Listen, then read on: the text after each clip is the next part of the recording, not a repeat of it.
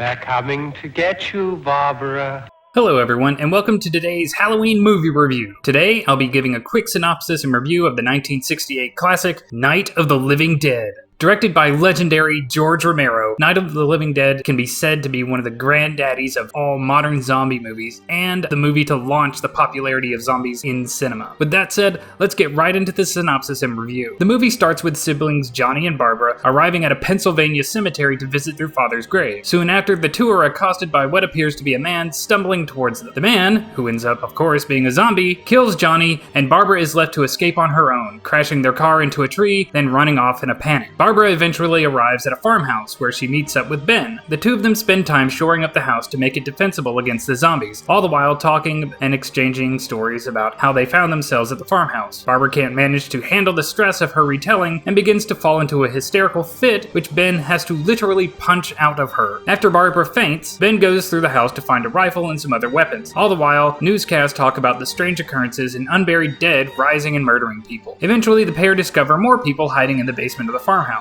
Tom, his girlfriend Judy, Helen and Harry, and their sick daughter Karen. Ben and Harry argue over the best course of action, whether to hole up inside the basement or to defend the house as a whole. Personally, I think Harry is an idiot. After all, if he thinks the zombies could get through the front door, what would stop them from being able to get through the door of the basement? The entire scene, and their entire relationship, is just a violent power play. Harry's used to being in charge, while Ben is just thinking about survival. Reports keep coming in about the zombies, while scientists suggesting that the cause is some sort of radiation from a downed satellite. Instructions to shoot the zombies in the head come through, along with instructions and listings to get to emergency shelters. Harry and Ben once again argue over the best course of action, with the group eventually agreeing to make the attempt to get to a shelter. Ben, Tom, and Judy try to get the truck to a shed near the farmhouse that has a gas pump in it. During the attempt, the zombies begin to overwhelm the trio, and a fire set in the grass causes the truck and pump to explode, which kills Tom and Judy. Ben frantically tries to return to the house only to find the door barred. He calls for Harry to open the door, but after a minute, he has to break in himself. He and Harry bar the door once again, then Ben takes a minute to beat the tar out of Harry for leaving him outside to die. As the fight carries on, the house loses power and the zombies begin to attack en masse. Harry takes advantage of this and grabs the rifle, threatening to shoot Ben. Ben then wrestles the rifle back from Harry and shoots him. Harry stumbles down to the cellar only to find that his daughter has died before dying himself. After those two have died, Helen goes into the basement to find that her daughter has become a zombie and is eating Harry, then turns to kill her. The zombie horde finally breaks into the house and Barbara is killed after seeing the walking corpse of her brother Johnny. Ben, ironically, locks himself inside the cellar and kills zombie Harry and zombie Helen. In the morning, we see that authorities have begun gaining control over the zombie situation and are beginning to round up volunteers to help mop up any remaining zombies. Ben, who managed to survive the night, stumbles out of the cellar dazed from a lack of sleep and shock. Unfortunately for Ben, his mannerisms are confused for that of a zombie, and as a member of the posse takes aim, he doesn't have time or the wherewithal to shout out before he is shot and killed. Thus ends the movie, with all of our protagonists dead,